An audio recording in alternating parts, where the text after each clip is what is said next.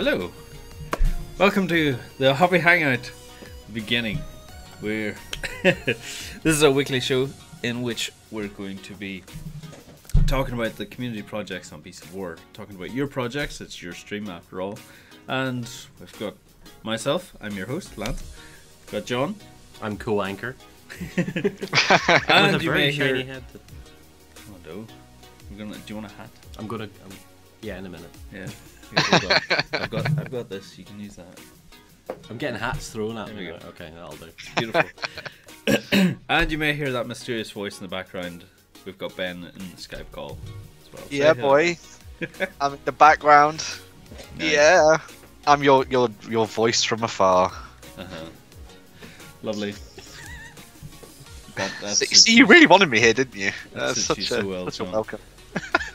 This is getting worse. You look like a train driver, John. There we go. Beautiful. Actually, this is my hat anyway, so... Yeah. Put it on. Nope. So if you want to join in on the whole stream today, make sure to get your comments in on the Beast of War forums. Stick your links and stuff into the chats below as well, and Ben will send them through to us. If you want us to review, have a look and discuss your projects, feel free to do so on the Beast of War forums and respected chat boxes. I think without further ado, let's start off. We've got R2D2. Yep. I'm so stuck in saying AT-AT. I'm sorry, John. Stop saying that word. We've got quite a few people actually already chatting in the window, so hello to everyone who's already chatting. But first off, we wanted to check out the What Are You Printing Now thread on the forums. We've got someone's working on R2D2, and what I love about this, John, is what you pointed out here, is that they'd rather do an R2D2 than finish off the back wall. It's like I've just moved into my place. How am I going to make this look homely? Well, first I'm going to stick a poster up there, and yeah, that'll do. let me get on with it. That's all you need. That's all you need is a big poster. But this is really cool because it seems to be he's doing it in stages. Let's see if I can get a close up here. Oh dear, maybe not. Yeah. So we get a close up. Roughly, I think this is, what is that? Is that the base? No, I'd say it looks like he's building it from the top down. Yeah, and we see here in the desk as well. Whoever posted up this topic, Brian EC, if you get a chance, please show us more photographs of that there, because we'd love to see them. Yep. I love that there's like LED lights in the helmet. Yep. I wonder if it's going to move. I kind of hope it does. You get a sliding whistle inside it. Yeah. Enough room for a small child to crouch down inside. Yeah. It's an epic piece of work. It really is. It is. Yeah. If the finish for the rest of the piece is going to look just like that, it's going to be amazing. So. Yeah. Next up, we're looking at Wolf's 3D terrain. I think these are made for Infinity. I haven't really looked at what are the intended battle mat, which is nicely fit in plans. Things usually don't. There are a few work of pieces. These are just seems to be generic sci-fi terrain, which would look really well in Infinity and 40k. Is that Conflict 47? No, that's 40k stuff there. Those are a couple of Forge World Dreadnoughts. Alright.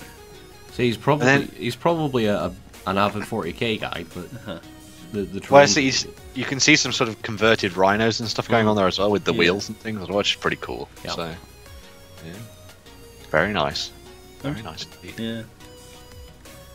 See, I don't really never know how to talk about 3D terrain stuff because it all looks kind of cool. I don't know the technical details of it. Well, I think based on Warren's experience with our 3D printer in the office, I can safely say that it's a huge struggle with a lot of cursing. If that sounds like you, please let us know. Yeah. if we got that correct.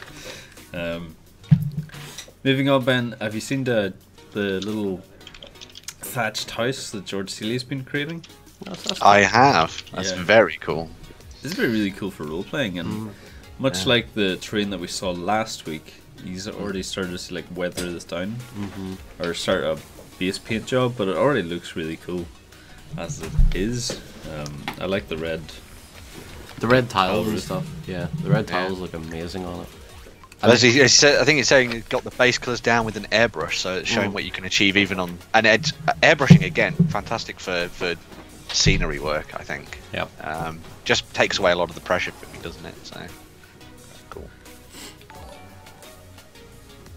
Genuine Vision.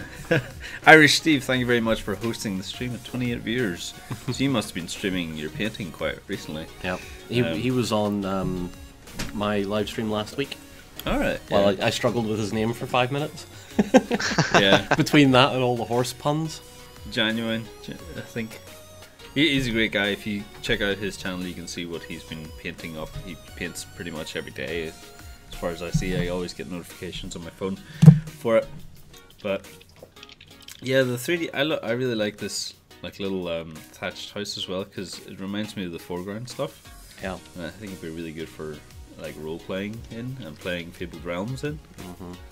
To see what you get from making a 3D design and then putting it through a printer is you get all that unusual looking texture on the roof. You know, like the tiles are so old or they've been so badly put up in the first place. It just looks really rustic. Yeah. He's even just sanded down the base as well. This just reminds me of Gianna's 3D print, because whenever she printed, it came out in multiple colours. Yep. And Nakjak's making custom Fabled dice as well. I think he's just using a cutter rather than a 3D printer. Yeah. But handy thing, like if you're into Fabled Realms and you went in the Kickstarter and you need to make your own dice, Nakjak's got a pretty simple solution for you. Alright, Ben, should we go hit the waypan thread with a bang? Yeah. Yeah. Sweet. So this week we're starting off with NS Ogre, finishing off from last month's acid drop. So that's what's the acid drop from? Is that just a? That's not like the terrain crate, is it? No, acid drop. I think this is the heroines box. It's the monthly box, isn't it? Yeah. Yeah, but they do two now. They do the discovery box, which is what I reviewed the end of last year. And then they've brought this one out. I think this is the first edition of the heroines box, where it's a few paints and then a couple of female figures, Oh, cool. and a scenic base. And I really, if that's the scenic base that came with that figure, that's awesome. I love that. I think that's absolutely great looking. I wonder if this was used all with the acid drop materials. Possibly. I'm still waiting on my heroines box. I signed up for it. I'll be interested to see what comes in them. Yeah, we see here some people are having a little bit of difficulty watching the stream. If you can't access it on your phones, try working on a machine, on changing your browser, updating your flash drive, or updating your flash player. Anything you need to update, try, and that'll bring it up. I realized as well that anyone watching the stream won't be able to hear that, but if you guys can send them all in the right direction in the chat, feel free to. Sander says it all comes in the box? That's pretty sweet. Very cool. So Cameron watched last week and he wanted to be included in the stream. So he painted up. What are these Blood Bowl teams? Yep. We'll get a zoom in on these. Oh my, this is a really. He's called them the Thriller Knights, which is quite fitting, I would imagine, for these zombies. Very good indeed. Yep. And of course, you can see why he's picked those colours as well. So. Yeah. There's something very spooky in these. Yeah. I like that they've got the individual numbering for the players as well, but they're all very high numbers, so it kind of gives you the impression that there was many zombies before these that have all died off. Oh. It would be cool if there'd been enough room to do a 4-digit number. Yes.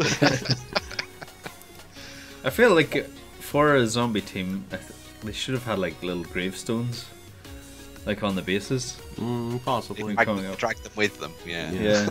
Oh, dragging them with them is kind of cool. Imagine if they were like hanging little like bits of gravestone from their hands via a chain or something. That'd be kind of funky. But that's a beautifully consistent paint job. It is. It's very nice. It's nice to see zombies in a way that isn't the typical look as well. And then it goes into that really nice over the top nature that Blood Bowl has as well. Yeah. So that's really nice to see. It's really good to see. Yeah. Oh, the bases aren't finished, so they want to do some cemetery soul look on them. There you go. It's good to know. Next up, we have Cypher. He had a demo game of Ark World. So Ark World usually have really unique sculpts. We had an interview with what's the guy's name from Ark World? Alex, yeah. Yeah. So getting a little bit of a close up on this here demon guy. He looks pretty cool, doesn't he? You can really see the sculpt in Alex's work though, that it's very unique. Like this almost reminds me of like Sauron. It does a bit, yeah. I think they're from their I think it's from their just stuff that was on Kickstarter, The Troubles in the North. So it was looking towards. I think this model was based on. Do you remember the game? It was called Overlord for PC and like consoles. Yeah, where you played like the Dark Overlord leading his minions and gremlins around. Yeah. So I think that's kind of what the inspiration came from these, and then obviously a little bit of Sauron as well. But I'm really liking the fire look on the little creatures.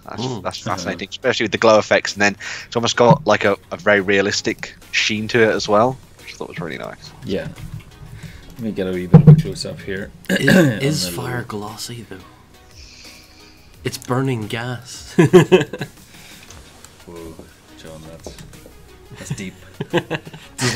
Does light pass through it, or does light reflect from it? Yeah. That should be a mind melter for Justin. Yeah, we'll get Justin to answer that one. Yeah. Can fire be wet?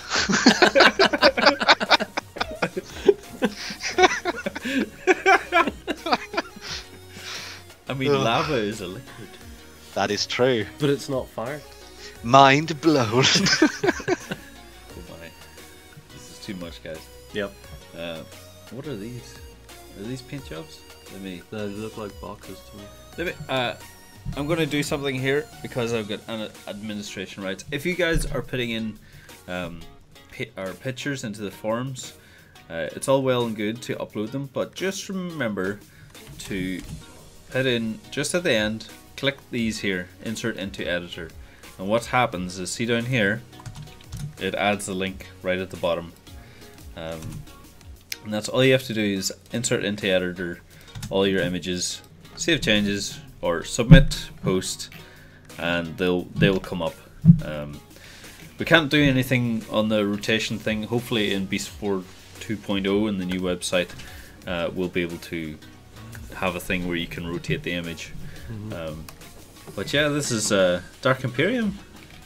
He's got a whole pile of stuff. It kind of looks like an unfinished project box to me. Let's have a zoom in here. We can. And you can rotate it because you're on Photoshop. Because I am a wizard. You are a wizard, Lancy. What do you think of these, John? He's finishing up his Assault and Black Reach starter set, and then onto Dark Vengeance as well, and Dark Imperium, which is very cool. So, and he's also picked up the Skitarii, so it's a lot of 40k on the way. Well, I mean, come on, dude, chop. Yeah, I don't know if these are finished. The photograph doesn't show that much detail, but I think they're coming along pretty well. I mean, when did he put these up? Last week. By the time like he gets these up last week, I would probably have about 4 of these painted. So I'm nowhere in your end, John. Yeah, well. Rich. Sorry? This is more of the stuff we were looking at last week as well, isn't it? Yeah, Rich Build is he's continuing on, and he's actually been streaming as well. Some of the photographs didn't come in, but if you look in the forums, Rich is streaming as well. So if you're looking for an extra bit of content to watch during your weekends, Rich is a good guy to go and check out and learn some tips on how to make some cool terrain. Next up, we have some Stormcasts from Dogma. Yeah, so these are some of the models from the Shade Spire box. So this is the Stormcast Eternals that you get, and the Bloodborne. I've been playing Bloodborne, that's why I'm saying Bloodborne. But yeah, so it's the two sets you get out of there, and it looks like he's got the Skaven as well at the back, which is pretty cool. So it's very nice to see how these turn out. The metals are looking very interesting on the Stormcast, and the flesh is looking good as well on the Khorne guys there. So I absolutely adore the what's the name of the female character there, Ben, in the Stormcast? Oh, I cannot remember her name. I remember painting her for the asset drop. Yeah, using their golds and stuff, and it's such a pretty model. I like this here. Is this weathering? This Bright Shield, Ankarad Bright Shield is her name. There you go. Is this a little bit of weathering that's happening, like here in the shield? What are you trying to draw here? I can't tell. Like, is that meant to be like a weather that the paint has come off it? Or? It could. Don't forget, it could also be that he maybe made a mistake, and he's trying to fix that. Yeah. Okay. Moving on, we have Brushstroke with his Dwarven Warbear. Is this a video? Is this just a turntable video? I think it might be. Oh, this is a skiboard miniature, isn't it? It is, yeah. He's been painting this up for quite some time now. I remember seeing this like in past pages, but I love to see this here in people's project threads. Is just people like you'll see later on. Amanda also did 360. She did GIFs, but even if you make a video of just a 360, I think it's fantastic. It shows off your miniature really well. Yep. And the lighting on this is perfect too. Not to mention the basing and the actual paint job. It's phenomenal. It's just really nice, and a skiboard miniature just lets you have so much freedom on messing around with stuff like that. I always like the skiboard dwarves as well, because they've got this really nice mix between like a classic almost Warhammer Fantasy look, but then they add like a sort of layer over the top of it, like a Celtic feel to them. Yep. So all the work that goes into their armor is very fancy, and it means that when you apply washes to it, it just pops, which is crazy. And it means that you can go with a very simple scheme for a lot of their dwarves, and they look amazing at the very end as well. Especially since there's so much fur going on, which can be done very nicely with dry brushing and washes as well. So yeah, very fascinating. And then of course some Lord of the Rings in there as well with his Candish, which is always awesome to see. So you've been working a lot on Lord of the Rings, Ben. Yeah, I've been painting through some of the Rohan stuff at the moment, and tinkering away on some of the Oathsworn dwarves as sort of like some alternative models that I'm going to use.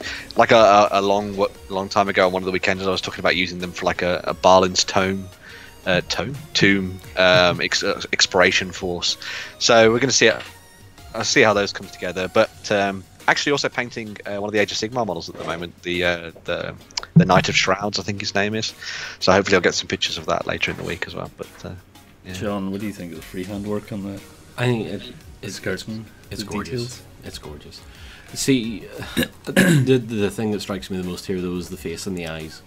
Yeah. The eyes look so effective, but I bet that's really simple. I bet that's so simple it would make me facepalm. It's fantastic work. Moving on, we've got Laughing Boy's stuff. He didn't enjoy painting these. Yeah. But it's still pretty, even if you didn't enjoy painting something, at least you did it. And I see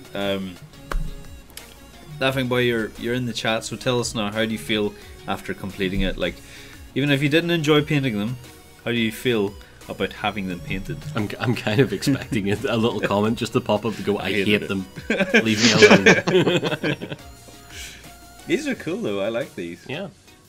Yeah, from the Shattered Earth range. So it's the guys that were on Kickstarter, Massive Awesome. So they're really cool because I saw them last year at UK Games Expo and they had all them painted, and no one. I don't think anyone spoke to them about the game.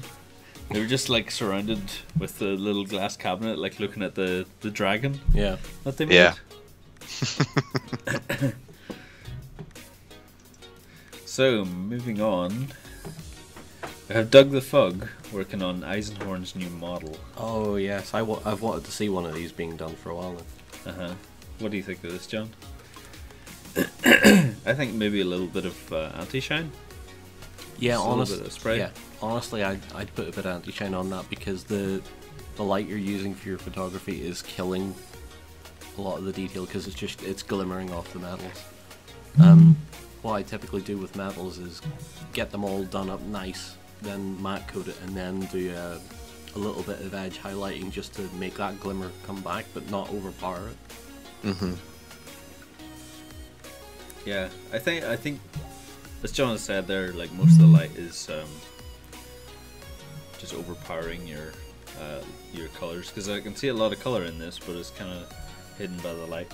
Yep. So I think a little bit of anti-shine would help that along a lot better. Yep. The It's a back of lovely it though model. is like great, and as you say, it's a lovely model. Yeah.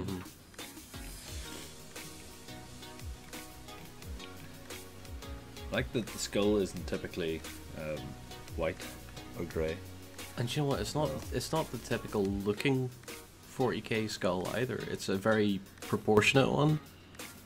You know, usually the 40k ones are very broad or tall, but that's actually.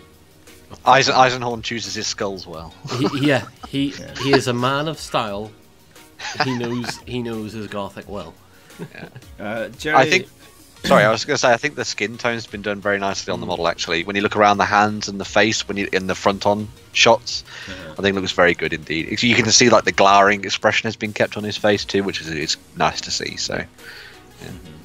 Yeah. Jerry has just said here as well that you could use a diffuser, so like even if you use greaseproof paper in front of your like flash, it dulls the brightness of it and cancels out any shine you have on the model. So you don't have to use anti-shine. There are other ways to do it. Anti-shine is just probably the easiest. Yep. So we have here Brand as well. He's put up other wee things. I'm just going to fix the post here. Similar again, anyone who didn't notice, go into your insert into editor and post your topic. Always make sure to add in the code. What's he making? Oh, these are cool. What are these from? I have no idea what range these are from. No. These wouldn't be like Reaper, like old Reapers minis. They could be. I am unsure. Anyone in the comments, feel free to let us know what these are. It's a little bit out of focus, but I think it looks really cool. They could be Reaper bones, maybe, but It could be, yeah. yeah. Or it might just be the fact that they've been undercoated with white that's putting me off that. But Yeah. yeah. I love the on the skull, the detail on the anvil as well. It's very regal anvil. Yep. It's very elven. Yeah, apparently that girl is a Reaper Bones model. Now we know. Yeah. I would imagine that most of them are. I'm fairly sure the guy at the bottom looks like one of the Pathfinder style miniatures as well, actually. Yeah. So I went in on Reaper's last thing, and I went in with the premise of these are all models that are every single one of them is different, because I've been painting up Rune War stuff recently. And it's killing me painting up the same skeleton 4 times, 8 times in a row. Whereas I can't wait for Reaper stuff because it's all going to be different, and there's going to be 100 models sitting in front of me going like, what one will I paint next? This is a good question. Does Reaper still do that big mechanical dragon? Because that is the one I want. I think I'm. They do still do it. Yeah. Oh, I'm going to be getting a dragon, John. And if you want it, you can have it because I have no interest in dragons. You're getting a dragon. It comes. It comes in the core thing. But it's not the mechanical dragon. I don't think it's a mechanical No, one. I'm not Unfortunately. interested. I've already painted a dragon. If there is a mechanical one, you can have it. I want to point out the sandworm, whatever these things are called. I usually just call them sandworms. But the detail on the like skin tone, the way it's like the little modeling. Yeah. I looked at you scrolled past it earlier, and I was like, "What in the good heavens is that?" It was like utterly horrifying. Yeah. What I would maybe change it with this though is like have this a different shade. So let's just because I think the underbelly would be a little bit lighter. So even if doing it like this here, I think Perhaps that very subtle change, maybe even in color as well, just for some like contrast. But that's just me playing about and that's kind of cool. having fun with it. I think a little bit of contrast. The whole 3 colors for any miniature works quite well on these.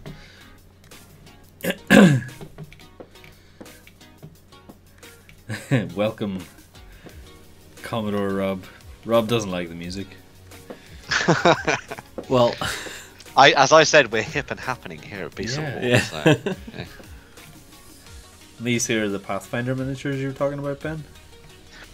Yeah, I think the guy towards the bottom with the sort of yelling out. I think he's one of the Pathfinder miniatures. I'm not sure about the chap with his fist raised, but the guy below him definitely looks like one of the characters from the Pathfinder range. Yeah. That they do say. It might actually be. I think I'm fairly sure that is one of the Reaper Pathfinder ones actually. Yeah. Because I remember they did a lot of the iconic characters for the game. And then obviously WizKids have picked up a lot of the stuff now and done the pre what do they call it? Pre undercoated stuff. Yeah. So. We've got a few of the pre-undercoated, haven't we? do we? Yeah, I think we've got the primed ones, haven't we? Yeah, I picked up the fighter model and the barbarian one. I think I have painted up the fighter. I think I showed it off on one of the weekenders a while back. So yeah, I think Kazbarb's hit it on the head there. It's Valeros, the iconic fighter. Yeah, Nice. I think that's. So here's what has happened from last week. Clansman was encouraged with what was said in the hobby stream and changed the base color and added a few dry brushing. Gus to do the faces, and I'll be happy. So he dry brushed the bases because I think we mentioned that they were a little bit dark. Yeah. In the previous one, I'll zoom in a little bit here. It really like changes the, because I do remember these a little bit based. I think once like the rim of the base is painted in, Yep. it'll really give that contrast. No, the important thing is did he do the? Yes, He did. He did just He below did the do symbol. the- Yeah. See Excellent. here. I think it's a much better improvement. It gives a little bit of contrast to the model and the base. Absolutely. And it's good to see people taking, Not being offended not by being what offended, we're and suggesting. just taking a little bit of advice and going, oh, actually, maybe I should try that. Uh-huh. He's been trying out different painting techniques in the following models. It's the first time we've dry assembled both models, both far from finished, but seeing them assembled just made me want to share them into the group. But that's good. That Even is if- delightfully quirky, that thing. Yeah. What is that? This looks like I- something from Weird. I believe it's from Malifaux. Yeah, it's one of the Gremlin models. Yeah. That's hilarious. Let me brighten it up a little bit here. Yeah. It's so typical of so typically Malifaux. Yep. Once you look at it now. That pig looks like it's screaming out in pain. It really makes me wonder what the model designers are on. Yeah, because whenever you think about it, like a bicycle would be sufficient, but whenever they bring in a unicycle, and then they think like, "Whoa, what's going to drive this? We need something fast." No, we don't. How about a pig? It's gonna be a pig. I mean, you could have went for like the typical joke hamster or something. Yeah. But, pig. No, a pig. Yeah. Pigs are quite synonymous with the Gremlins faction. Though you see them in a lot of their stuff. They have like big hefty hogs on like bipedal guys that look like bruisers and all sorts of things like that. The Gremlins are actually one of the more fascinating factions out there in Malifaux. Like, a lot of their stuff is weird, haha, pun, but like I think they have some of the most inventive looking miniatures as well, and it encourages you to paint in that sort of brighter style as well. Which we talked about a little last week, where when it comes to Malifaux, you can either go two directions with it, can't you? So either go steampunk or go for very bright and vibrant. So and then we've got this. I love the coloration in the wings. So he has dry brushed the wings as well. The colorization, as you say, I think it's fantastic. It personifies what Magnus and Zench are all about. It's like ever-changing sort of thing. So the way he's put the reds, the blues, and the greens onto the wings, it looks like it's not the feathers that are coloured, it's them just getting colour, and I could imagine that swirling around a lot. Yeah, if it was so like it's not actually in each individual feather is coloured. Yeah, it is colouring. No, very good work. That dry brushing is on point, absolutely on point.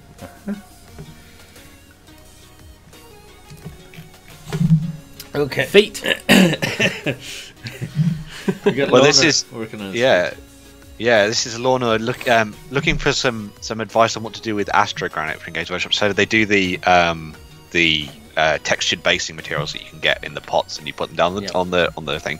The first one he says is from a couple of years ago when he tried out the Astro Granite for the first time, and it looked very nice. As you can see, it's full of the textured bits and pieces that they put in it. Effectively a little bit of sand and grit, I guess. And then he's done dry brushing and all sorts. And then as you can see, as it goes down through the different pictures, as the pot has sort of worn on, he's lost a lot of the texture that came with it. And he says, what is it? Almost no texture, and it's dry to touch almost immediately. So maybe there's a problem with these paints over time sort of running out and not being as effective as they once were, I guess. But as you can see, that the actual in that first picture, the effect does look very good. And I've used a lot of the Astro Granite on most of my models as well. I have had it occasionally with some of them where they do tend to become a little less effective over time. So maybe it's just a problem with the paints as a whole, I guess. But I've never used Astro Granite. I don't know. So this textured paint, isn't it? Yeah, I'm not a big fan on texture paint personally. I see the value in it. I certainly see the value in it. But if I want some texture paint, I'm probably going to mix it myself. A bit of sand and possibly a little bit of flour. Flour? Yeah, just to thicken it. Alright. In paint, or would you use like PVA or anything first? In paint. Okay. If you want to make something that's similar to that, a little bit of flour and some sand, probably. Okay. Would be what I'd do. Cool. I never even thought of using flour. I knew sand would be an obvious option. Oh yeah, sand, but then you need something that binds it a little bit more, so something like flour or what's the other stuff? Yeah, because you use flour as glue as well. Yeah. Because that's one of the things I guess that could be an interesting thing. Because obviously when it comes to doing wilderness bases, it's very easy to get your hands on the likes of grasses and fauna and all that kind of thing, and flora. But when it comes to doing a little bit stuff that's for sort of sci-fi basing like this, would you say that is the kind of route you go down, doing your own sort of custom mixes for that, or is there other techniques you could maybe use from other ranges and something you could use on the tabletop, like cork bits and all that kind of thing? But love cork bits. I love cork bits and cork board and all that sort of stuff. Cork's just so easy to get as well. Yeah, it's just really easy to get. I mean, you open a wine bottle, it's done. Yeah, you've got cork bits. You take a sledgehammer to that thing, and you're done. Next up, Jerry also tells me to use talcum powder. I saw that. Saves chafing and creates good texture paint. Protect your hands while you paint. I have no idea how to pronounce this name. Odin Surud. I think that's what I'll go with. No. Odin Surud. John, maybe this is something that you can answer. This guy, he's looking to find out about using Quickshade, but he's a little bit scared of using it on Zeus. and Athena because of the white on the clothing. Yeah. You maybe you could water it down, or you could use not quick shade from the tin, but quick shade from the pot, maybe like soft shade. It's a tough one. What he wants to shade them. He wants to shade the white, but not make it look dirty. I would assume, because these are gods after all. So I would maybe say you could maybe shade if you water down a tan brown color and do a shade with that. I would actually. That noise that John made. Okay, Jerry. What I would do with that, if you're trying to keep the paint job clean, don't touch brown scale at all on your shading. And what I would do is then give Zeus and Athena a gloss varnish, whether it be from a can or from a pot or whatever. It doesn't matter. Gloss varnish is great, whether it's brushed or sprayed. But then mix in I would go for something like an Army Painter Ash Grey. Mix it with some Army Painter wash mixing medium, or I think potentially even baking glycerine would do the trick. Very thinly, and then start applying that in very slight layers over it, because you don't want to make the cloth look dirty, you want to make it look shaded, and the best way to shade white is with an off-white, a grey, generally. Right, yeah. I tend to think that white shades with yellows, blues and greys, but never brown, unless... No, brown shades immediately when looks it's dirty. reflecting upon. Yeah. But yeah, some suggestions. Maybe not go for the brown, but have you seen this, John? This looks a lot like Diva. It does look a little like Diva. Is that some Infinity? Oh, it is Infinity. Tag Battle Royale. Ben, do you know what game this is from? It's from Infinity. Yep. But he's going to be using it in a tag battle royale, which sounds pretty cool, because we obviously did something like that at one of the Infinity boot camps, which was pretty awesome. The Infinity boot camp. Yeah. Oh, sorry, yes, the only Infinity boot camp, the best Infinity boot camp. No, yeah. But yeah, I really like the look of this. Really nice, bright colours, very poppy, which is very awesome. And the pilot matches up to the suit as well, which is very cool. So yeah, John, you're a very nice Infinity model there. She would, yeah, because there's a lot of orangey pink going on in there. I don't know if you know this, but John's missus loves anything that goes with pink. No, she just loves anything that's painted pink. It doesn't matter what it is. It will be painted pink. It will be painted You pink. got pink tanks, don't you? Yeah, well, there's pink tanks now floating around my room. There is the cliche Pink Panther, and there's a pink tiger. there's pink German grenadiers as well, for the love of God.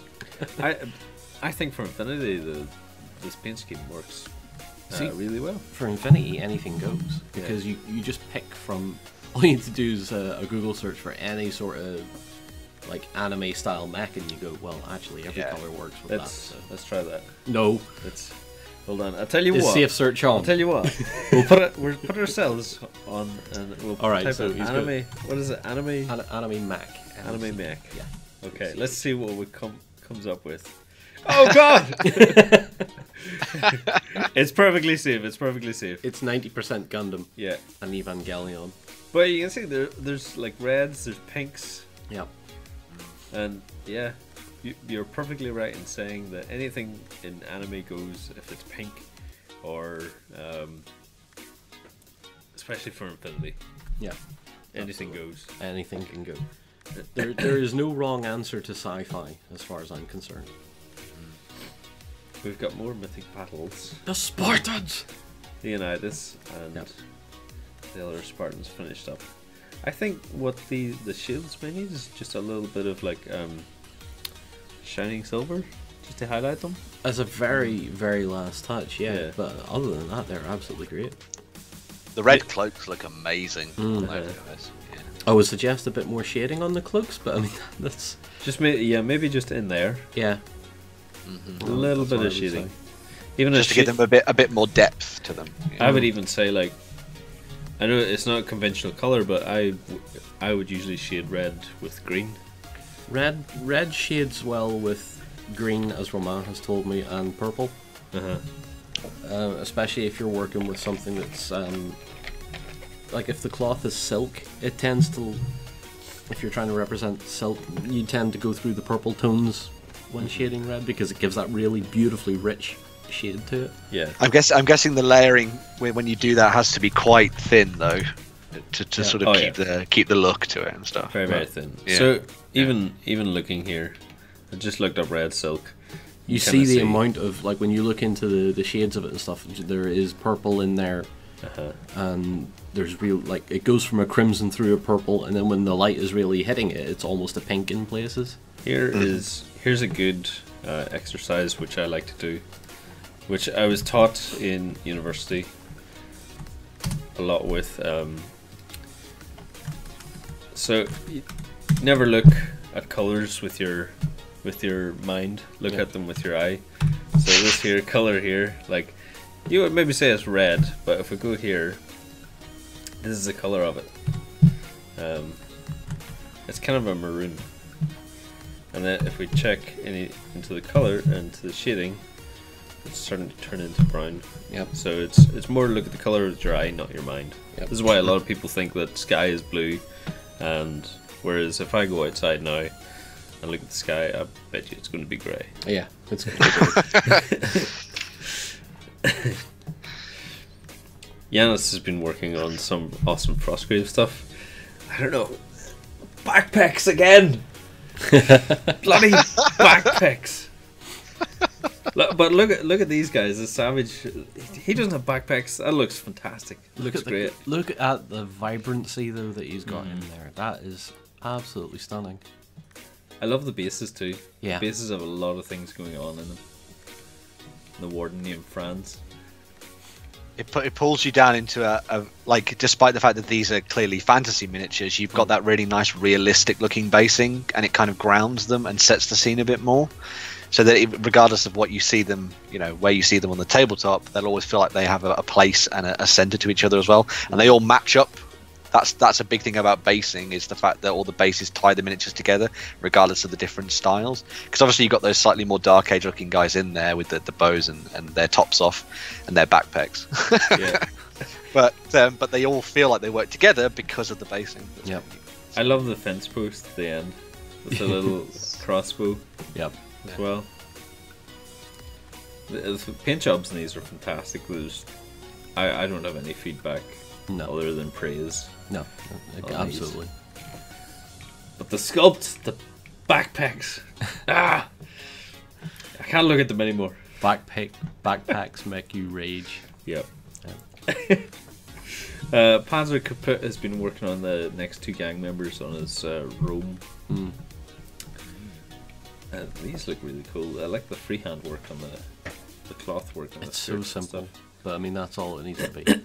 The basing is actually quite nice as well. It looks like it was just, I don't know if he's bought the basing in this or if he's actually 3D printed or just rolled up balls. But it works as cobblestone streets. Yeah, it kind of looks like, I can't tell. It's like it looks like an HDF biscuit with sort of maybe rolled up green stuff on it. Yeah.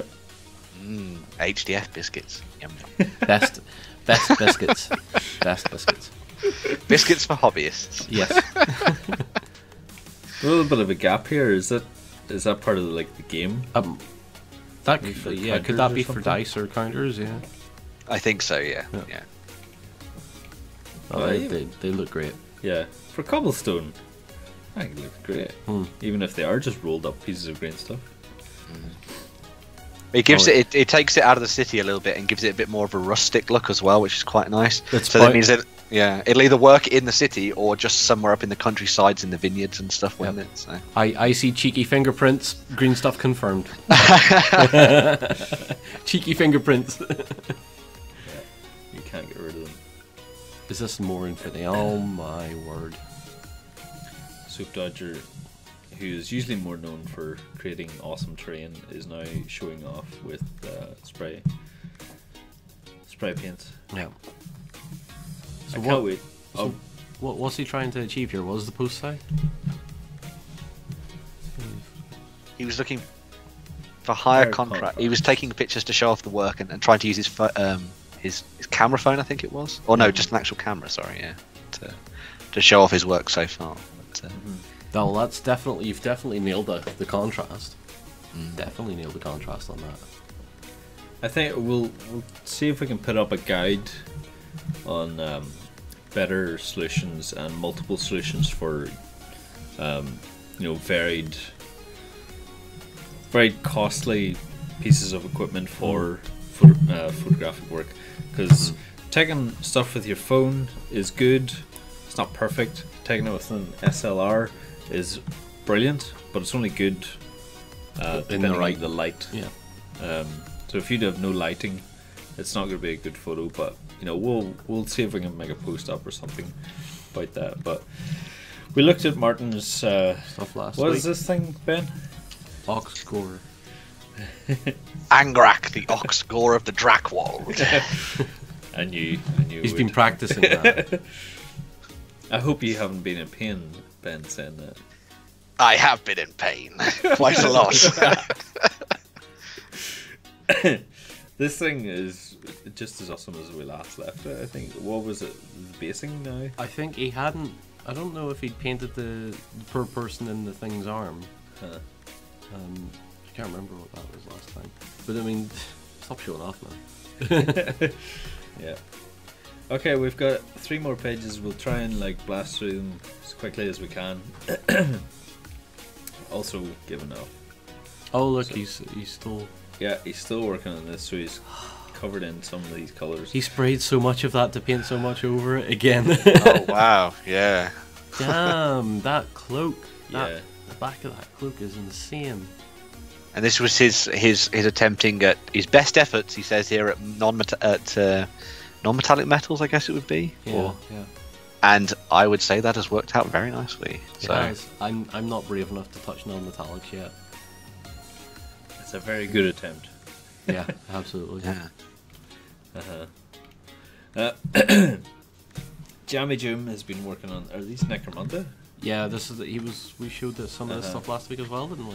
The Goliath. Yeah. He only had the skin and stuff done last week. So this time he's working on flesh, trousers, and boot guards to go. A little bit of rust work as well. I think the rust work has worked really well, especially since this is Necromunda. Necromunda's all about rust. Yeah. It now has a really romantic background with that red silk. Beautiful. I can go get us a grungy background if you need it. No, it's quite alright. That's superb work. That rust effect around the chest plate is fantastic. Even the little scrapes as well. Great. And Rob is in the chat. He can tell us about this. Rob's been working on his he's moved away from Drop Zone Commander. Big news. That's big news in itself. But he's been working for Gasland's team, so he's been making up with Pontiac. We'll leave Rob in the capable hands of you guys to answer all the questions you have in the chat room. Rob's been updating though, and you'll see more progress as it comes off. Mebelius working on Bolt Action, Bolt Army. Let's get you to zoom in. The Home Guard. Do you see the bases on these, John? Then I think they're really nice. Yeah. Very nice. It's an autumnal. Yeah. Do you know the Home Guard, the LDV stuff, just has such personality to it. There's that guy holding his hat down with the Molotov. He just looks absolutely terrified that he's even holding a Molotov. Cool, blimey, Governor. Cool, blimey, my bottle's on fire. The Home Guard always remind me of. You ever see the Fantastic Mr. Fox film by Wes Anderson? No, I've not seen that. I think you'd love it. Doesn't it Sam's giving us 2 thumbs up from the other side. Sam's the background giving us thumbs up. Yeah, the Home Guard just reminds me of Fantastic Mr. Fox. Okay, and Laughing Boy is showing off more with his paint stuff. But he says he doesn't like this paint job at all. I don't care about your paint job. I care about how beautiful you've made those bases. That is very World War I poppy field style that going on there. That's giving me some ideas. That it gives a nice contrast because, especially on this miniature, my mouse doesn't come up here. Yeah, right there. I think the miniature really stands out because of the little dashes of red on the base. Yep. I'm gonna have to do something with poppy fields now. Yeah. Just checking that, like that contrast is just so great. There you go. Been inspired. Yeah, we've given John more projects to do. You're giving me inspiration, which, funnily enough, is something I have been writing about recently. Oh, really? For another project. Interesting. Ooh. Got another thumbs up from Sam over there. Yeah, I'm not Sam- going to mention it though. I'm not going to mention it because there's too many. No, I can't spoil it. They'll have to find out. So, What? You can speak if you want. Andre is working on these here for Chaos. yeah, for Prague. Oh, this he's week. going So to that's Prague that's with it. this weekend, yeah. Yeah. These look great. Oh, he's got cinematic effects on the guns too. Uh-huh. Oh, I love cinematic effects. You see, this is like proper old school looking chaos as well, which I really like. I always love that sort of front of a metal album look to Chaos Space Marines, and this looks like essentially that. It's like the mythical old hammer Slanesh noise marines. Yes, That just yeah. had guitars. Yeah. Yeah. What do we listen to when we go into battle? Metal! Nothing but. And Oh, this Oh, Infinity Mech's been coming on. yeah, he's been highlighting these. Let me just get a little bit of a zoom in on this here, and then we can look at Soap Dodgers. So Dodger's showing Fantastic, off. showing off again. I'm gonna have to sneeze. I think we've got some highlights on this. I think it looks pretty good. The red doesn't seem to be coming off as clean as the other colours, though. How would you think about maybe repairing that, or I don't know. Honestly, I don't mind it the way it is. no? No. I suppose it's got that like gritty look from battle weather.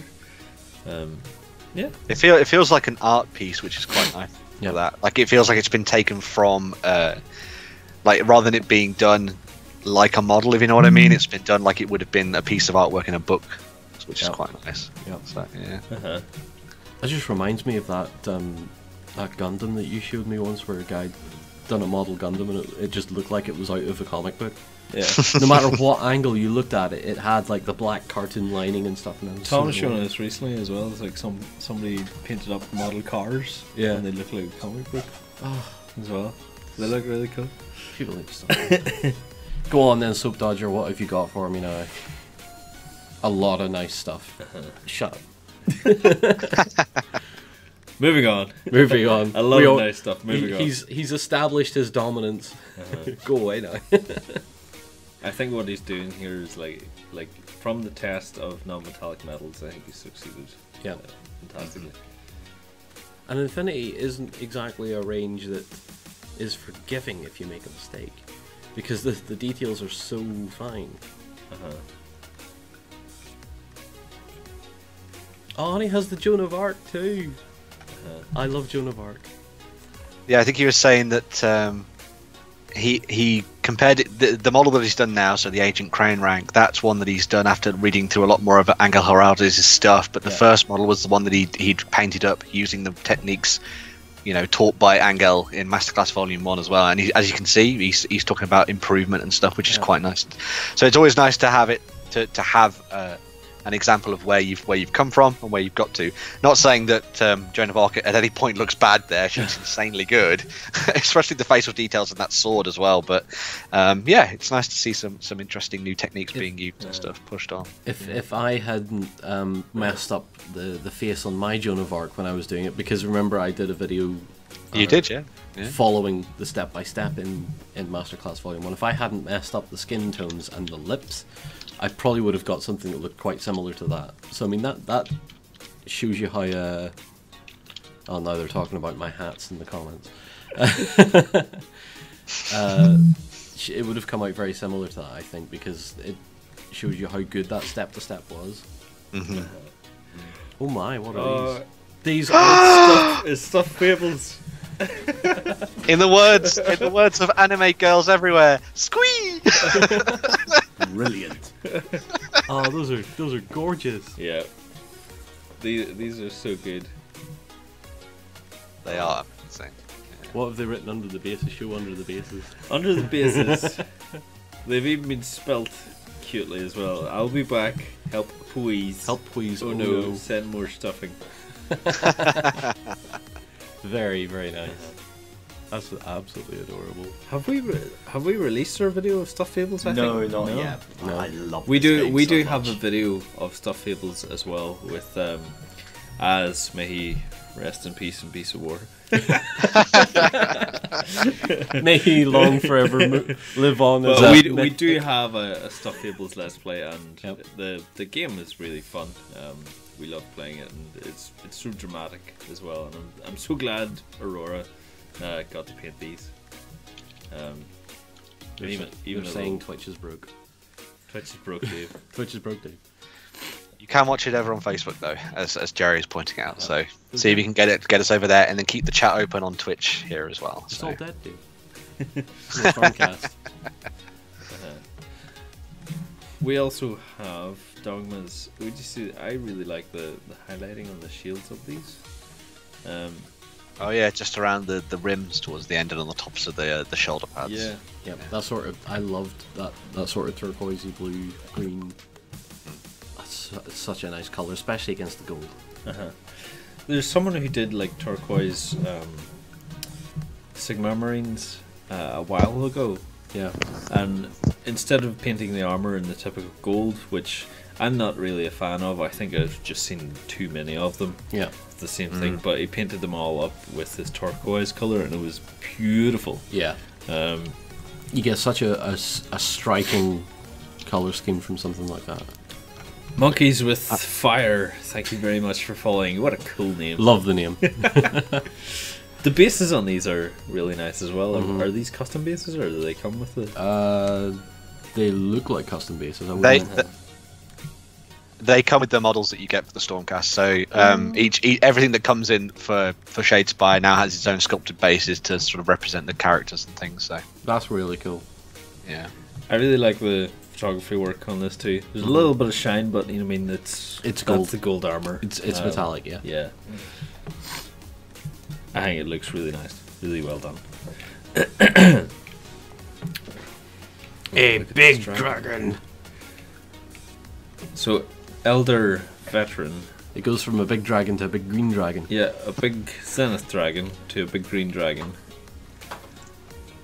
And I wonder if there's more. There's not any more at that point. But yeah, this is great as well. Another good high contrast paint scheme, yeah. Absolutely great. Hold on a minute. What are these on the base? What are what? These here on the base. Photograph doesn't show it justice. Gems? They are little Yeah, gems. they look like little gems that he's just like thrown from. Just I wonder if those are like the little ones you can get out of dressmakers and stuff. That's what I'm thinking. Yeah. I mean, that's great for gold. Ben, you just sent me a link here. I did. I'm shamelessly plugging my own painting of Stormcast if you want to take a look at it. So Yeah, we're Sure. aware of that. Yeah, this is great, Ben, because this. Sorry, excuse me. This looks like what I was talking about as well. I think it just looks a lot different than normal. Just straight up gold. Yeah. Yeah. You know, you've added a little bit of gold in the hilt of the sword. I think it looks great. Yeah. But just it's different. And it looks regal as well with the purple. Are you going to and highlight his this hair one, is Ben? his hair is meant to be minty white as well because I thought Minty it was white. Minty absolutely white. insane. So Are you going to be but highlighting yeah, these, Ben? yeah, there's still some work. I think this was one of the progress shots actually for this when I just got the wash down on it, but there was some extra work that needed to be done to the cloth and the sword as well there. But it was nice painting Stormcast up in something that's not gold, as you say. So Yeah. you know. You're just going to run out of gold, I think. At the end. We got Jim Henson's Labyrinth. So we get David Bowie with that glorious bulge. I think there's a little bit of a fault with the camera here, that all the miniatures here are a little bit out of focus. So just take your time on taking pictures of the camera.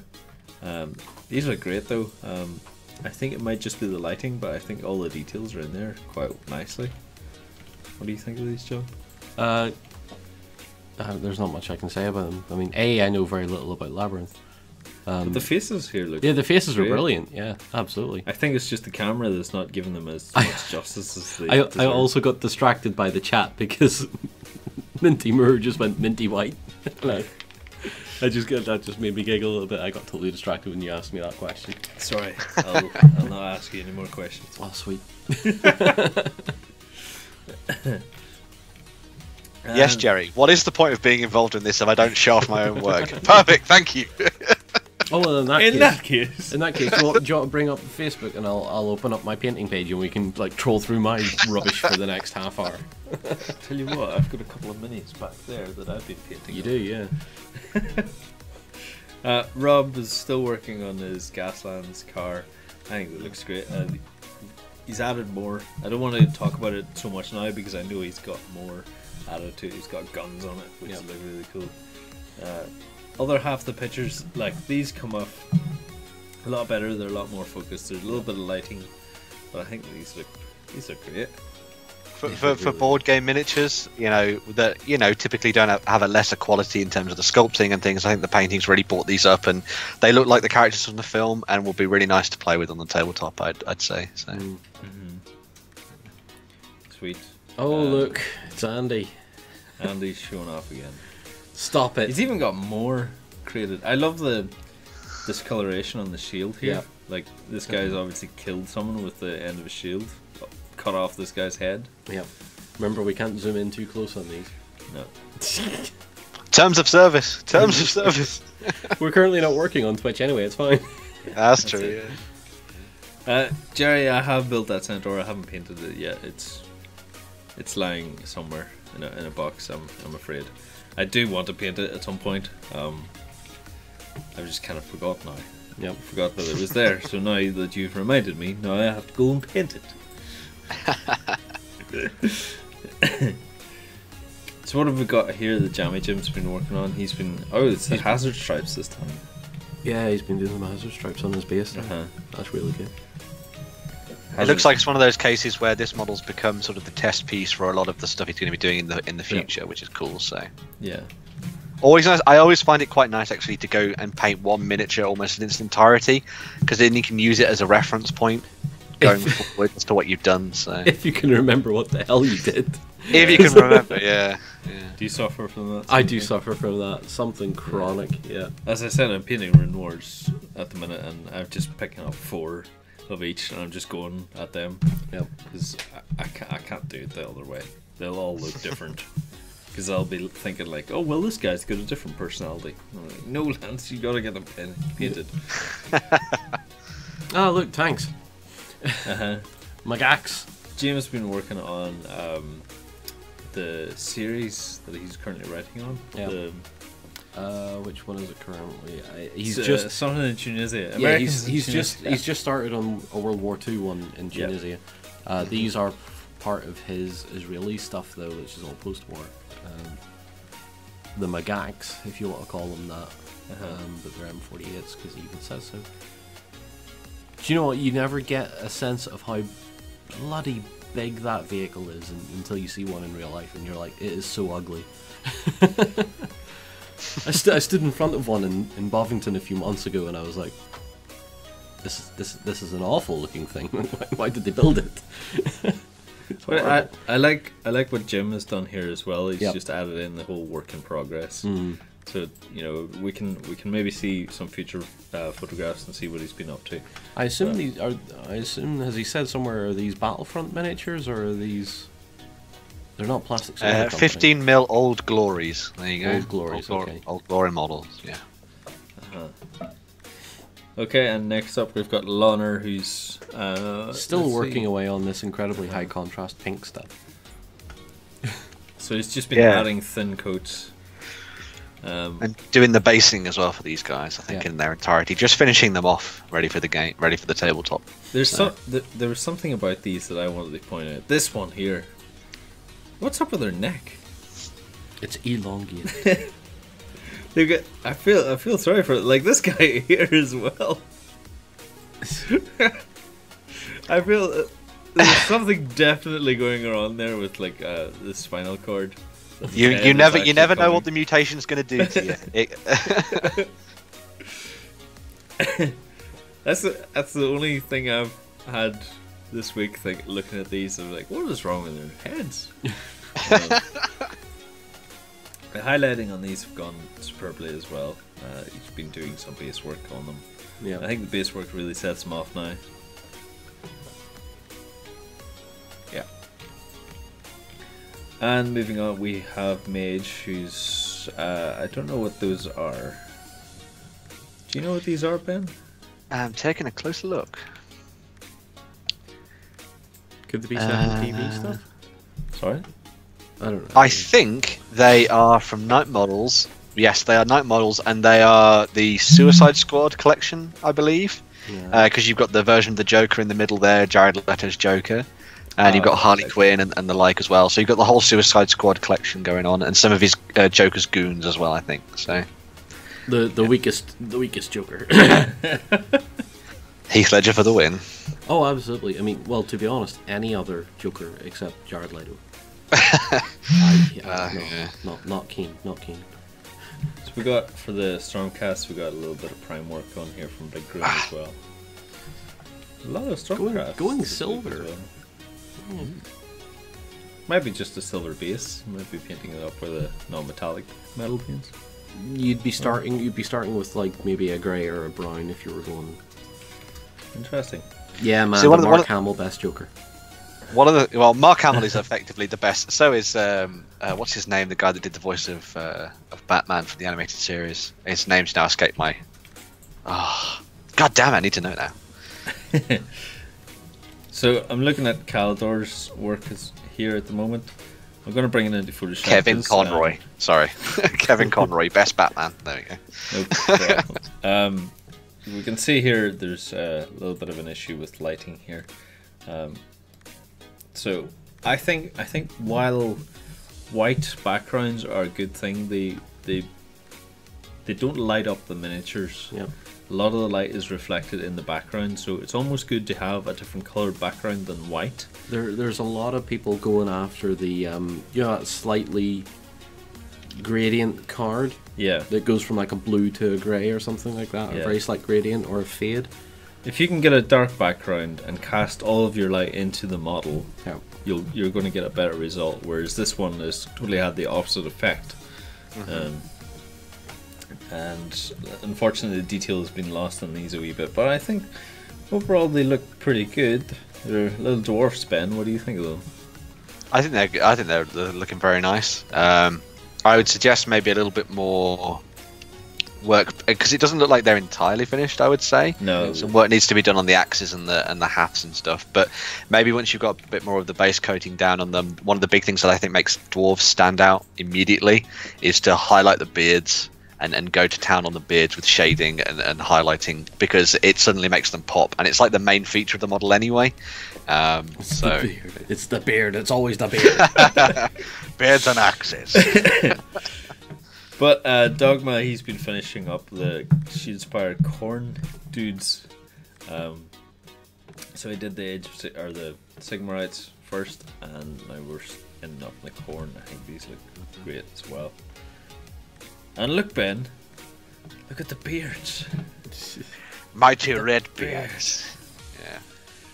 I really liked painting these models as well from the main set. I went with something a little different for them though. I went with to kind of like go into the whole sort of crazy over the top nature of Shadespire, Age of Sigmar. I did them with like red demon skin and then flaming hair, and it kind of worked for most of the models. But so it's really nice to see him do that for the main guy there with the blood that is effectively soaked in blood, the beard that is soaked in blood. Sorry, there.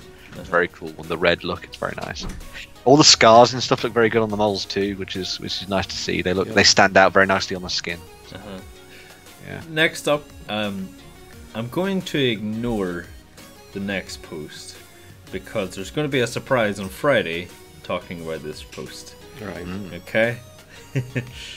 But we'll give you a quick glimpse of what's been happening. Needless to say, it's very impressive. It's really good. Yeah. Even the paint jobs, though, to finish off on these, because I don't think we spoke much about the paint job, but the fantastic. They remind me. Is it the same guy who did the Star Wars models? Possibly. I'm not sure actually with Fohammer's stuff. But as you say, the finish on these, which is actually quite apt, is quite good because these are done as part of the Finnish army. Segue. That was Anyway. terrible. So witty, Ben. So witty.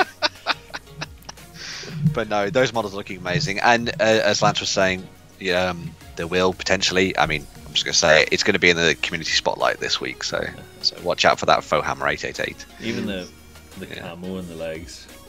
I love this cartoony look where it's like really hard edges and really like bright contrasting colors. I love it. Yeah. We've got Irish Steve next up, so Genuine Vision in the chat. You can go praise him now. Go follow him and praise him for what he's been up to this week. Because that's nuts. That's really beautiful. Stop it. This is a very good example as well of what we were talking about, having a black background to highlight the model in front. I think it looks great. Mm-hmm. No, Irish Steve does some absolutely amazing. It's really nice to see him step away from doing so much 40k stuff as well, and instead look towards the Kingdom Death things. It's really nice. Yeah. I thought this was blood spatter on the umbrella, But it's not. but it's cherry blossoms. Yep. Because I saw like a thumbnail of it, and I thought, oh, that's really cool blood spatter. It must be quite a deadly weapon. And then I realized it's a nice pattern of cherry blossom. It's beautiful. Mm-hmm.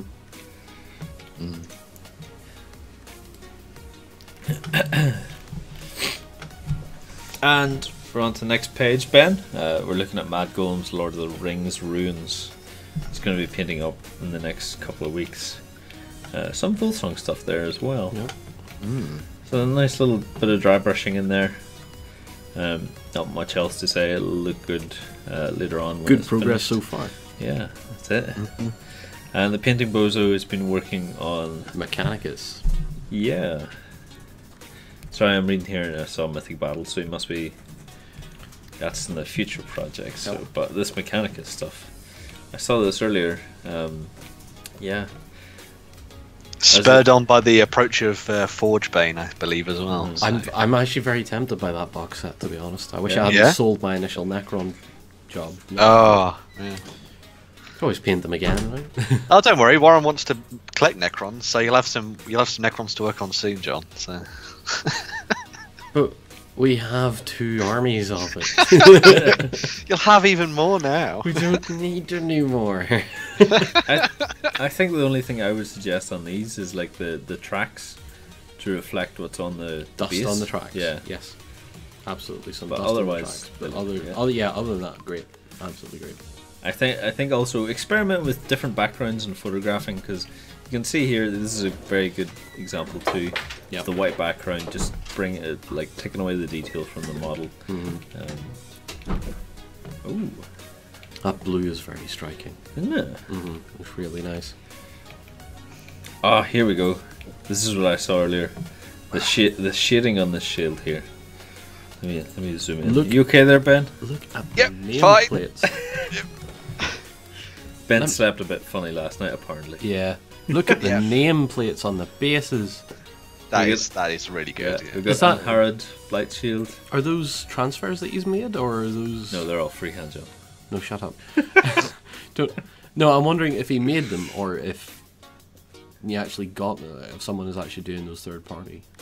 Because those are really, really characterful. It's making me want to buy some Shadespire just to do that. Just to do the names. Yes. Could you do the like?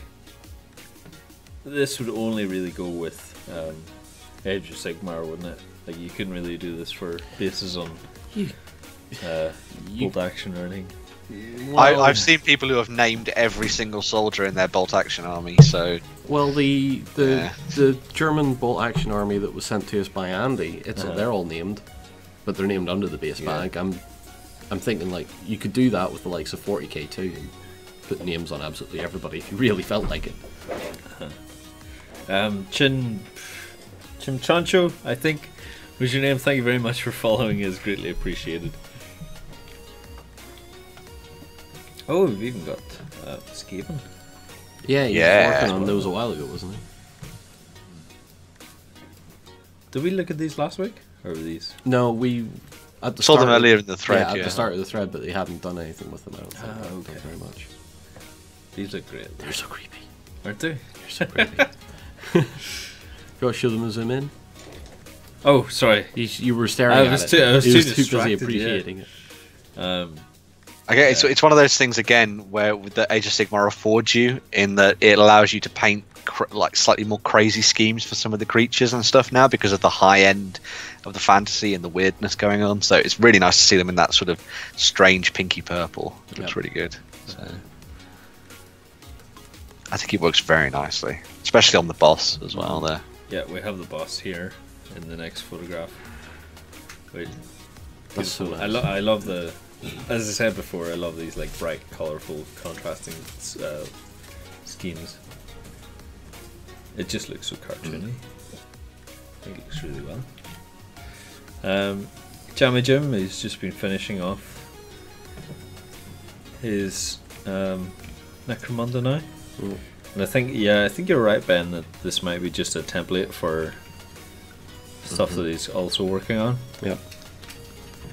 But if that scheme continues over the rest of the models, So that gang's gonna look amazing. Yeah, to that level, it's going to be amazing. Uh-huh. Yeah. Back to Irish Steve as well. It's just showing off. Necromunda, Hired Guns finished. Randy Pandy Goat Boy. This is great. There's not much I can say about this other than that. It's great. The toxic ooze coming out of the pipe is amazing there. I was just about to mention that. Alright. I stole your point. No. What do you think, John? I don't really have much to say, to be honest. It's just great. Yeah. Everything about it. And here's what I was getting to the point of waiting until later for Rob's Pontiac for Gaslands. So I think it's coming along really well. Gasland's Car of Doom. I'm looking forward to seeing the finished results and seeing how the paint job goes. I think anything for Gaslands just seems to be doing anything for Fury Road. We just covered in rust effect. Yeah. Very good. I'm looking forward to seeing that finished. Doug the Fug, he's been working on Blightlord Terminators. I love the basing on these actually. That's what is coming out. We seen a bit of these last week, I think. Yeah. Because we were talking about some of the techniques you could use to sort of to add to Sharpen the it up models, a I bit, think it was, yeah. And Uh-huh. they do look like they've been a little bit more sort of touched up in places, which is nice. So. Yes. Uh-huh. Yeah. A little bit of highlight in the basing, I think. No, strong effort so far. Uh-huh. The photograph work on this one is fantastic. Yeah, the photography Really is well getting done. a lot better too. Yeah. Yeah. And Cameron's working on some Space Marines. Starting to lose my voice now. He's doing an Alpha Legion Chaos Primaris Kit Bash army, which sounds Ooh. awesome immediately. Everything about that sounds amazing. Yeah. Because there are a couple of whispers in some of the codexes, I think, talking about the fact that some of the Chaos Forces have managed to get a hold of Primaris armor. Yeah. So it'd be very interesting. I mean, anything that scales them up and gets the chaosified look going is very cool. Yeah. And most of the weapons work between the smaller Marines and the larger ones, I've found. So yeah, these are looking very cool, very dynamic as well. Mm. You know what these Very remind me impressive. of? What? What does that look like there to you, John? That looks. No, what are you getting at? Looks like Skeletor. Does not look like Skeletor. It does not look like Skeletor. Don't. Yeah. You bangling fools! it's the purple color scheme in with the blue. You're just waiting for the Space Marine. Yeah. These look great. Yeah. I really like them. There's I think maybe a little bit of highlighting around the corners of the armor. I think would look really touch these off really nicely. They don't need. They don't need much. No. I think they look really good. Yeah. Yeah. You need to make an enemy He-Man for later. Yeah. The Primaris captain done as He-Man. Yeah. Top off, Yeah. sword out. Yeah. Infeasibly stripped down to the waist in his armor, so he's still wearing the legs with no collar through them. You know. We've got for Gangs of Rome a custom built. I think it's custom built, or is this maybe a pack? These are from Sarissa, I believe, and they do sets of the buildings with the scaffolding, so you can do parts of Rome that are in the middle of being built, some of them that are completed and such like that, and some ruins as well. But I really liked, one of the things that I noticed here is really fascinating, is that he's done all the paint drips all over the scaffolding from when they've been doing the walls, which I thought was really nice. That's a beautiful touch. Coming from experience of painters, they're not tidy. They're not tidy tidy on at the all. walls, but nowhere else. No. You can spot a painter in the street any problem because there's paint all over their clothes. Yeah. Yeah, that looks really cool. I like it. And there's a second one as well with that, or is that just more photographs? It looks great. More angles of the same one. Yeah. Yeah. Big Grim is finishing off. Ooh, is this Eldar? It is. I think it is Eldar. Yeah. It looks like a Wraith army as far as I can see. Yeah. Yes, I do need myself some Eldar. Really. I had a lot of fun playing. You know, we did the 40k sort of open day. I think it was last year now, was it? Or was it early? Crap. Yeah, I think so. Yeah, I played Ianden then, if that's how you pronounce their name now. I can't remember, but I played as those guys, as the Eldar. It was really nice playing with the Wraith army because it felt hefty and dangerous. So, yeah. It's an army I definitely want to go for personally. And do some very nice things with the paint schemes for those kind of armies. So. Yep. And David has been working on some assembly as well for Reaper Bone Victoria minis. Look at the size of that gun!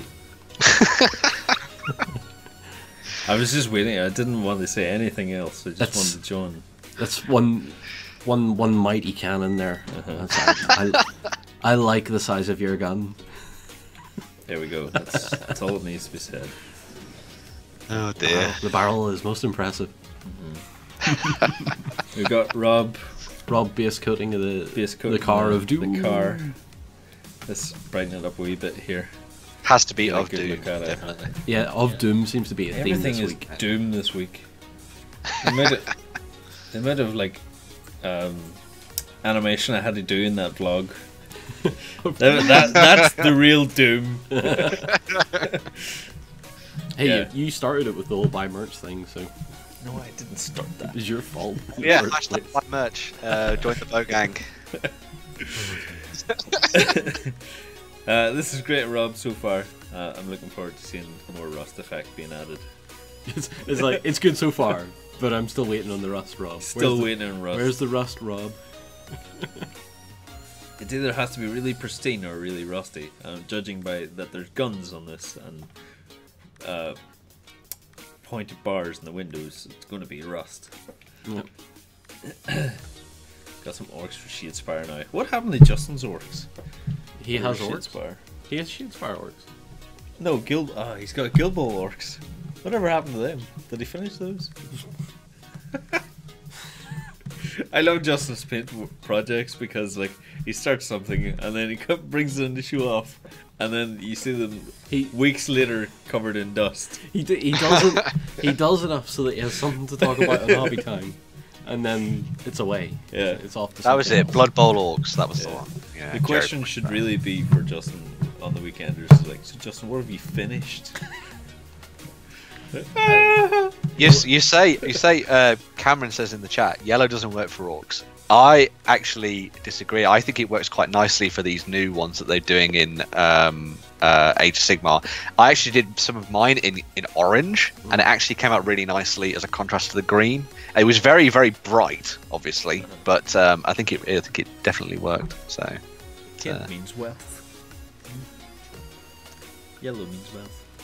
There you go. Yeah. No, no, no. Oh, Revelous, what is this? Is this something 75mm sculpt. interesting? Very nice. Mm-hmm. So 75. Oh, the skull would have been cut and key was casting in mind.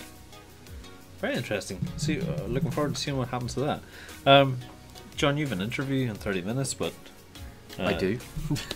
if all goes well, we're going to be finishing off the stream in some time, but we have a few other little things we want to look at.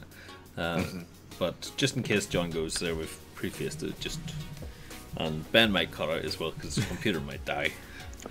So you might just be left with me. Am I allowed to go now? And then I can. If you want, if you want to go now and get prepared, feel free to. If you want to stick around for a little bit longer, I want you to see this maybe, John, the Juno Beach, before you go. So this is chlorophyll. Does this smell like chlorophyll to you? Chlorophyll has been working on this with his mother, I believe, the Canadian beach during the Normandy landings. It seems like such a good project that he's working on that I can't wait to see the final result. And it's still work in progress. Yeah, it's one of those things that's going to be like a labour of love. This, isn't it? When it comes to the end. This looks utterly mad. Yeah. I even like this. Even looks like it's been sculpted from clay. Yeah. Which is probably a more genuine look to these bunkers than some of the resin style ones. Yeah. Yeah, bunker's real nice, isn't it? The little the trenches as well. Yeah, the trench works are amazing. Yep. Yeah. I think I can't remember if I was on Juno Beach or not when I was over in 2014. I know I've seen a lot of stuff like that. Yeah, So. clearly people are loving this thread. So Yeah. if you have more photographs, chlorophyll, please put them up because we love to see the work in progress. Even more so than we love to see the final progress as well.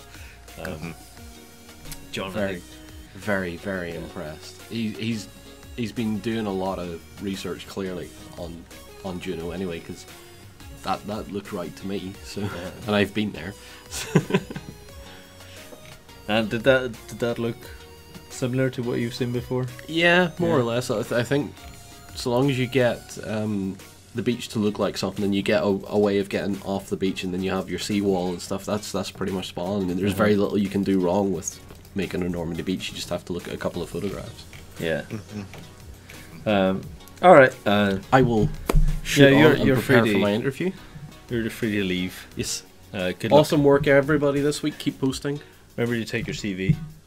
Oh yeah, because I'm apparently going to interview for a new job to get my project work. Ben, I'm gonna we're gonna have a look at the rest of the things that we have planned here. We'll shove this chair in a bit. I'll get nice and cozy with everyone else. I want to look at Mage's work with the old confrontation stuff. What do you think of this, Ben? Well, it's fascinating. I really like seeing what people are doing with these confrontation miniatures, because I've been seeing how it's all been developing in the news with the news of what Sans Sator are doing. And people are getting equally excited and nervous as well that they have lots of metal in their cupboards that they haven't been painting up. So it's really nice to see Mage dragging out some of his stuff and painting it up here. I think it believes this is what this one was called. The first miniature was the Mandragoran, I think. And I really like the way the blues worked out there. It looks absolutely fascinating. So I want to point out as well that much like we've been talking about previously, is just try not to take photos in a white background, because it really blues out the color. So if I just brighten this now in Photoshop, you can see what's happening here. I think it's a really good paint scheme. It's just unfortunate that the white behind it is blowing it out of contrast. But as you say, I don't really know very much about the Rackham confrontation stuff, John or Ben. Yeah, it's one of those things that I think just about passed me by. Pretty much everything I've known about it has been effectively through what Warren's ever told us on the Weekenders and stuff like that, where, you know, talking about the history of them and going for that pre-painting thing with and that sort of failure of the game. But when you look back at some of the classics they've been showing off right now, you know, the miniatures are unique and original and very much, you know, they take. It's very interesting when you look at some of the miniature quality, in that it's very much of its time in terms of the sculpting, but then something about it feels quite modern as well. It almost has like a weird Malifaux feel to it as well, which I thought was really nice. I mean, of course, the Rackham sculptors have been out in the world, you know, there are plenty of other companies as well, so it wouldn't surprise me if their influence is spread out, I guess. But yeah, it's going to be fascinating seeing what Mage does with some of the models that he had in his collection. So, and he's been showing them off down in more in other posts as well. So. Yeah, because the only thing that I really know about Rackham is stuff that Roman has told me. In his painting tutorials. But yeah, I thought I can't wait to see what more come of this, because I have seen the models come out in the news and stuff, and they all look fantastic. I can't wait to see what other people and other great artists make of them. Jerry says we can ask away if you've got any questions about Rackham. Maybe we'll have to get Jerry into the studio to tell us a little bit of Rackham history. I think that would be quite fascinating and stuff, and show off some of the old models maybe. So. Next up, Ben, I want to ask you about a forum thread that was created during this week as well. What is your most memorable RPG character? Oh, I thought this is a really good, interesting topic, because you got people discussing and thinking about things that are more RPG role-playing based rather than tabletop based. Yeah. So let us know in the chat box as well, and feel free to post in this forum topic of what is your most memorable RPG character. Do you have anything in mind, Ben? Yeah, I've got, I think, two that very much stand out. One of them was from Werewolf the Apocalypse, and I was playing a Silent Strider, who are sort of Egyptian werewolves. They look a lot like the Anubis, you know, like the jackals and stuff. And he was called Vice, and he was quite an angry character. And at one point we had this van that had the spirit of it had a spirit inside it, and we awoke the spirit in the van, and it was effectively a sentient being that we could talk to, and it was sort of like our little Scooby-Mobile that we went around with everywhere, solving mysteries and killing things. And at one point, Vice, my character, got a little angry and shoved his scimitar through the base of the van and made it, you know, exceptionally irate. And so the van drove off at high speed and crashed into a wall, and my character flew through the front window, through the wall of this building, and landed on a conveyor belt. And he was completely pretty much out of it, and all his stats were very low at this point. He had so many minuses to his rolls, and he was like, God, I'm in so much pain, much like I am right now. And as he went underneath, this huge press started to crush down on him. And so he held onto it as much as he could, and then finally it broke and shattered him. And it was only until a couple of minutes later that we just realised, so your character Vice just got killed by a Vice. And it was like, oh, what an ironic stupid death. But so I kind of remember that character for that, which was quite funny. And then on a slightly more serious note, I had another character called, his name was Leopold, and he was this character in a Warhammer Fantasy roleplay game. And he was this Empire soldier who'd run away from a battle with Chaos, and his friend had died, and he said in his dying breath, "I will come and find you one day, and I will kill you." And Leopold would run away, and then later on during the adventures, as we go and save all these different characters and stuff, we went to this building, and the Chaos-ified version of his friend came and fought him. And at this point, my character Leopold was on very little health. It seems to be a focus of one of my characters here, it seems. And he got killed by his old friend. But the funny thing that happened after that really made me remember this character is I really loved this character and wanted to continue playing him. And so the GM at the time decided to try and do something fascinating with the story. And so what he did is that me and another character who died in this fight, were entombed in these Sigmarite coffins, and Sigmar had blessed us in such a way that we could come back and renew and try and counter our dark deeds that we'd done before. And so we played this whole session where there was 4 characters in total. 2 of them sat at the front of the cart, and then 2 of us were in the coffins, and they thought we were dead.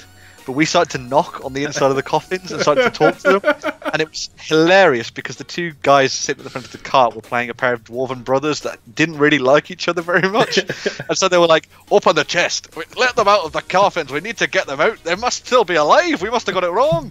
And then Dylan's like, no, it's just the wind blowing through the trees, it's nothing important, it's weird magic, you don't want magic and stuff. And it was just one of the most hilarious scenes I'd ever played out as a character, and it led to some absolutely fascinating role-playing moments. So it was very good. I've a vague memory of a Shadowrun character that I played along.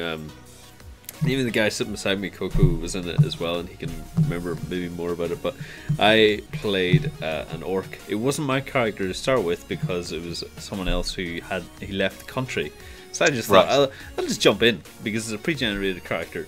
Little did I know that this guy is chaos in human form.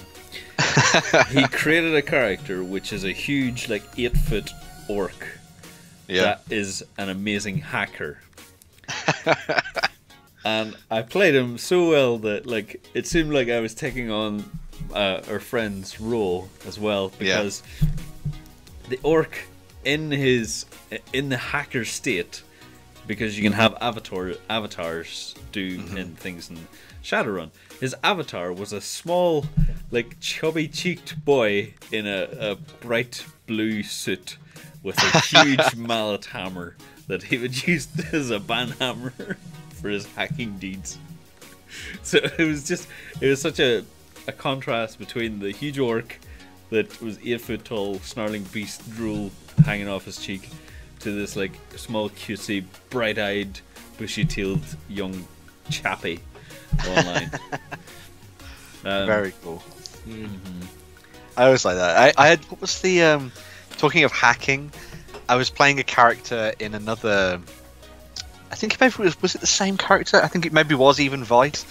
And in this werewolf game, and he was brought up as a lupus, so they are wolf-born and then become werewolves and can live as humans. But obviously they have very little knowledge of human life and how to live and all that kind of thing. And we were sneaking into this club and to take down these vampires, and one of the characters who was playing as the Glasswalker, who are like the hackers of the werewolf world, and they can deal with the sort of the mechanical and technical spirits, was like, I need you to go up into the guy's office, get into his computer and hack the files for me. And so I went upstairs with my character, and I went to the top, and I was there with my brother who was playing this other big lupus called Lejean, this massive red talon guy, and he had this massive axe. And we got up into the top of the room, and we were standing in front of the computer, and he was like, we need to hack the computer. And then almost like that scene from, Zoolander, we were like, well, they must be inside. And so we picked up the sword and the axe and just hacked this computer to pieces. And then the Glasswalker runs in and he's like, what are you doing? All the files. And we were like, you told us to hack it. Well, I mean, it was pretty... Yeah, that would work. Next up, Ben, I want to look at Amachan's finished miniatures. What I want to more specifically look at is the presentation of these, and I think this is such a good presentation of her finished miniatures that she's done such a good job as well on the paint job, and like we've seen her painting progress over the few months now, and really ramped it up quite a bit, along with a lot of other members as well. But I just love that Amanda, I think I'm on the first page here. Sorry, let me just go to the last page, or the last few here. She's really stretched out. She's done the unicorns in the past, but I want to look at the very last ones here. Whoops! Sorry, I have key bindings on OBS, and I keep forgetting to flick past them. As you'll just taking a quick look, I'm just going to address Bost a lot in the comments. He says, "What's this stream all about?" So we're looking back to a lot of our stuff on the forums, in the hobby and painting forums on beastsofwar.com. So we look at all the stuff that you guys have been doing in the community. So if you've got any projects you want to share and show off about painting, modeling, terrain making, all that kind of thing, we talk about all that. We also, as you may have heard as well, then we're talking about role-playing games and all sorts of things as well. So it's all about feeding back into the community, looking at stuff, giving advice, and hearing advice from you guys as well. So that's a little update on that. But, so if you want to come over to beastsofwar.com and create an account. It's totally free. You can come around and show off your hobby projects as well. But here's what I wanted to talk about and show off mostly is the 360 GIFs that Amachan's been working on. They show off the paint job splendidly, and it's such a nice thing to see on the forums. As I said before, like, the paint job is just ramped up quite a bit here. The only thing I'd personally recommend on this here is maybe just a little bit more highlighting on the helmet, the coat just on the edges. But as far like, I think it looks really good. Same with this girl, Elite Susie from Hassle Free Miniatures. She wasn't too happy with how they turned out, but I think, you know, even if you're not happy with how things turn out, at least if you put it up in the forums, people feedback and see that maybe you're not happy with it, I think it looks great. Other people may say different, but at least, you know, you're trying something, and that's all what it's about. As long as you enjoy the hobby. And yeah, the gifts are super cool, as Dave says here. The Viking here as well, with the free hand on the shield. Oh yeah, that's great. That's awesome. Bit of Lagatha going on there. Very awesome. I see more animals as well, Lance. I see animals. John's back. John's back. I have returned. We're looking at Amanda's finished miniatures, and mostly I wanted to like focus on the presentation of these because the paint jobs are fantastic. I've seen Amanda's work just ramp up over the last few months, and she's just improving every day. But it's the presentation of these that I think. Yeah, that addition of that little 360 spin is gorgeous. Yeah, and it is really well lit as well. You can see. I think the 360 even does a better job than the photographs. Yeah. It'll keep Lloyd happy because he'll get to see the arse of more miniatures. So. I just want to quickly show off here. If we go to the Beast of War homepage, Crispin. Sorry, I can't pronounce your name. But where do we post our hobby work? So on the homepage, you can see here. If you're not logged in, you can log in the top right corner or top left corner. You can create an account there. But where to post your stuff is click the community, go to forums, and then there you can see like a whole pile of other really cool stuff that's happening. Go to the hobby forums or any other forum that you would like, you have an interest in. You can check it out, and it's totally free. For this style of live stream, we'll be browsing the larger painting threads as well as some of the individual ones, because some people just want to have their stuff in their own little area. Yeah, what we normally try and advise is if you're gonna, you can show off stuff in the what are you painting now there, which is always pinned to the top. Yep. And we'll always go through that, and it's nice to see work in progress pictures there and stuff. But if you've got a particularly large project, or you want to show off the stages of painting a single miniature or something, creating your own plug is a really great way of keeping it all in one place, so the discussion can stay there and sort of develop naturally as well. So you can totally bring up my Stone Templar thread if you want. Your Stone Templar thread? Yeah. Okay. You go to the 40k. Tell you what, we'll let you talk about what you've been up to concerned with the Stone Templars. What? Oh, with the Stone Templars? Yeah. Well, on my stream, my painting stream last week, I showed what I've been doing. So I was painting an apothecary and stuff like that. Those images aren't up yet, but the base lore and the initial images are all there on the forum page. I have to update it basically with what I've recently done. You say it's in the sci-fi? No, it's in 40k. So 40k. 40k. So there you go. It might well be on the second page of it now. It's been a while since I've actually looked at it. So here's a good example of just going on to the Beast of War forums, and so we're on the 40k general discussion. Where are you at, John? Go down. Go down. Go down. Go down. Stone Templars, there we are. Little bit more. Little bit more. That is them, isn't it? Too much. Take it back. I think that's it. Yeah. Yeah, this is it. So 7 months ago. Yeah. So this is what I laid out for all my lore and all that. And as this is what I like to see with Stone Templar pilots. Yeah, thanks. I'll have to paint one. I'll have to paint the pilot up sometime.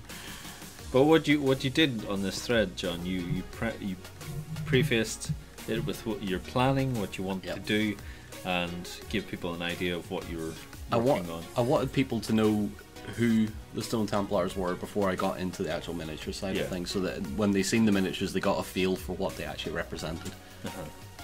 Which was, again, I'm going to tie that back into my a little piece of writing that I've been working on based on the topic of inspiration. So, and these are the final results of what John's been working on.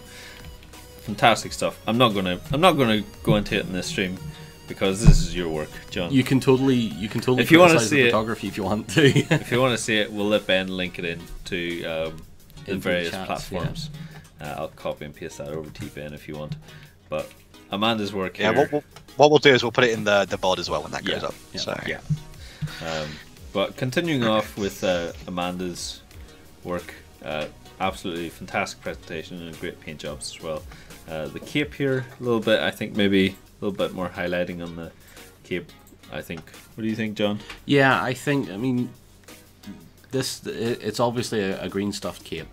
And green stuff, if you're not overly familiar with it, can be a little bit problematic when you're trying to make something as flowing as a cape. This is a kit bash, by the way. It looks fantastic. It's a kit bash. It looks great.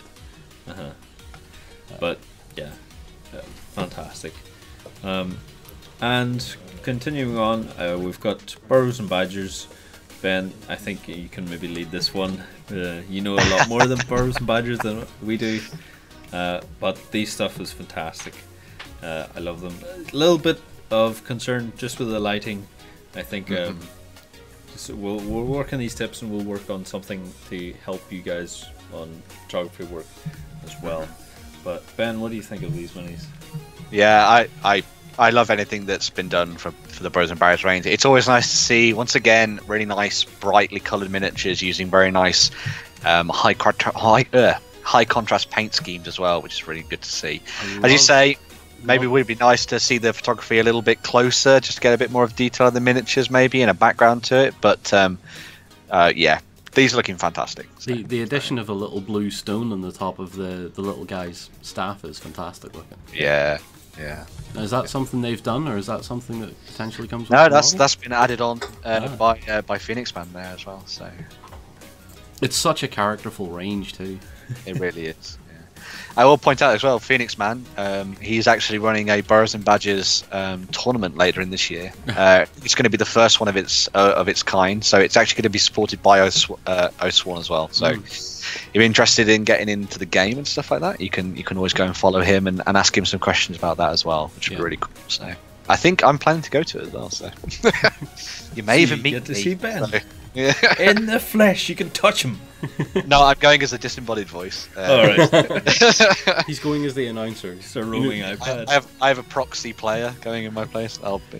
He's going to be there doing the voice of, there is a car illegally parked in row H7.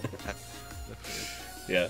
That's it for the Hobby Hangout this week. I hope you really enjoyed it, and I hope you've taken the tips and suggestions with a piece of salt. We're not insulting anyone's paint jobs. We're just there to provide a little bit of feedback, and we're not personal. Experts. No, I don't think anyone is an expert. No, because you're always looking up for other people's work. You're always inspired by other people's work, and that's what these streams are about. You get to see what people are working on, and have a bit of fun. Yeah.